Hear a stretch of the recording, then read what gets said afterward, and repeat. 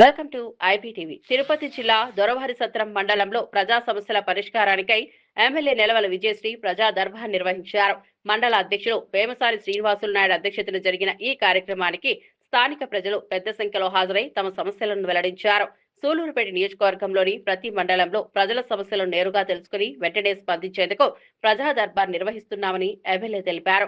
రహదారులు, గృహాలు, ఇంటి స్థలాలు, కరెంటు వంటి అంశాలపై ఎక్కువగా అర్జీలు వస్తున్నాయని చెప్పారు. వచ్చిన ప్రతి ఫిర్యాదును పూర్తి స్థాయిలో పరిష్కరించే వరకు అనుసరించబడుతుందని హామీ ఇచ్చారు. చాలా మంది పడవ ప్రయాణం చేస్తూ ఇబ్బందులు పడుతుంటే వాళ్ళకు కూడా మనం పూడికుప్పంలో స్థలం చూసి అక్కడ 270 వరకు కూడా మనం ఇళ్ల పట్టాలు ఇచ్చున్నాం.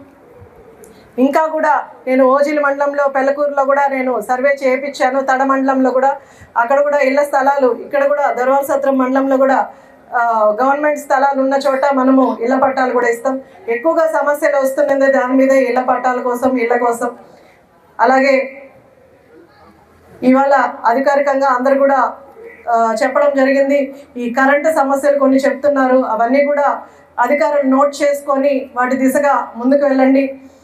అధికారులు, నాయకులు కోఆర్డినేట్ చేసుకొని మనందరం ధ్యేయం ఒకటే, అభివృద్ధి, ప్రజల సమస్యలు పరిష్కరించడం. మనందరం మీరు నాయకులుగా మేము చేస్తున్నది, అధికారులుగా మీరు ఉన్నది కూడా ప్రజల సమస్యలు పరిష్కరించడానికి.